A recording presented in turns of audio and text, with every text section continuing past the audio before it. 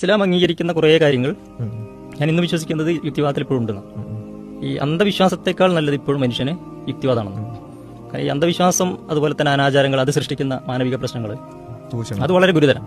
ഇപ്പോൾ രാത്രിയിൽ നമ്മൾ ഒറ്റയ്ക്ക് ഇപ്പോൾ റൂമിൽ കിടന്നുറങ്ങാൻ വിചാരിക്കാം, ഒരു കുറുക്കൻ ഇങ്ങനെ ഓരിയിടുന്നു, പിന്നെ പെട്ടെന്ന് എന്തെങ്കിലും ഒരു ശബ്ദം കേട്ടെന്ന് വിചാരിക്കും. ഒരു അന്ധവിശ്വാസിയെ സംബന്ധിച്ചിടത്തോളം ഇത് എന്തായിരിക്കും? ഒരു ഭൂതപ്രേതാദി ഇങ്ങനെയൊക്കെ ചിന്തകളുള്ള ആൾക്ക് ഭയങ്കര ആവശ്യമില്ലാത്തൊരു ഭയം.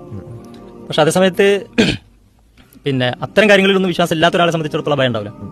അങ്ങനെയല്ല. അപ്പോൾ രണ്ട് തരത്തിൽ ആ ഭയം ഇല്ലാതെ ആവും. ഒന്ന്, ഒരാൾ യഥാർത്ഥ യുക്തിവാദി ആയാൽ ആ ഭയം പോകും, കാരണം അതിലൊന്നും വിശ്വാസം ഉണ്ടാവും. മറ്റൊന്ന്, യഥാർത്ഥ സത്യവിശ്വാസി ആയാലും ഈ ഭയം പോകും.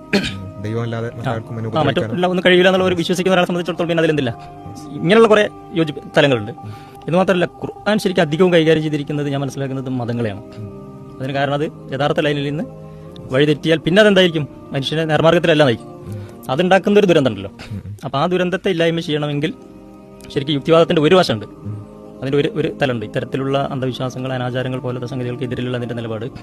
പിന്നെ അപ്പോൾ അതേ സമയത്ത് ഇസ്ലാമിനെ മനസ്സിലാക്കിയപ്പോൾ ഉണ്ടല്ലോ, അതിൻ്റെ അടിസ്ഥാനങ്ങളിൽ നിന്ന് മുതൽ തന്നെ പിന്നെ യുക്തിവാദത്തോട് ചേർന്ന് നിൽക്കുന്ന കുറേ വശങ്ങൾ അതിൽ കാണാം. ദൈവങ്ങളിൽ വിശ്വാസമാണ്.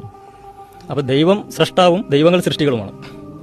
അപ്പോൾ ഈ ദൈവങ്ങളെ സംബന്ധിച്ചിടത്തോളം വിശ്വസിക്കാൻ യുക്തിയുടെ ആവശ്യമില്ല, യുക്തി ഉണ്ടാവാൻ പാടില്ല. എന്നാൽ ദൈവത്തിൽ വിശ്വസിക്കണമെങ്കിൽ, സ്രഷ്ടാവിൽ വിശ്വസിക്കണമെങ്കിൽ യുക്തി ആവശ്യമാണ്. അപ്പോൾ ഇത് രണ്ടും തമ്മിൽ എന്തുണ്ട്? അതുകൊണ്ടാണ് വിശുദ്ധ ഖുർആൻ നിരന്തരമായി ചിന്തിക്കാനും യുക്തി ഉപയോഗപ്പെടുത്താനൊക്കെ പറയുന്നുണ്ടല്ലോ. ഈ യുക്തിവാദത്തിൽ എപ്പോഴും സംഭവിക്കുന്നത് എന്താ വെച്ച് കഴിഞ്ഞാൽ, ഈ നേരത്തെ പറഞ്ഞ യുക്തിവാദം അതിൽ പറയുന്ന അനുസരിച്ചാണെങ്കിൽ ഈ അന്ധവിശ്വാസങ്ങൾ, അനാചാരങ്ങൾ ഇങ്ങനെയുള്ളതിനൊക്കെ എന്ത് ചെയ്യുന്നു?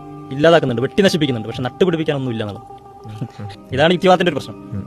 അവസാനം എത്തിപ്പെടുമ്പോൾ അതിന് എന്തുണ്ടാവില്ല, ഒരു കൃത്യമായ ഒരു ദിശ ജീവിതത്തിന് നൽകാൻ കഴിയാത്ത പരിമിതി. ആ പരിമിതിയിൽ നിന്ന് എന്തായി ഇസ്ലാമിലേക്ക് വരുന്നതോടുകൂടി പിന്നെ വളരെ കൃത്യമായി. അപ്പോൾ ജീവിതത്തിന് വളരെ കൃത്യമായ ഒരു ലക്ഷ്യമുണ്ട്, അതുപോലെ കൃത്യമായൊരു മാർഗമുണ്ട്.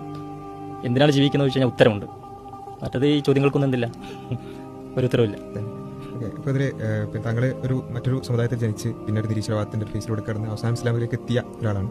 എന്നാൽ അങ്ങനെ തേടിപ്പിടിച്ച് ഇസ്ലാമിലേക്ക് എത്തിയത് എന്ന് വേണമെങ്കിൽ പറയാം.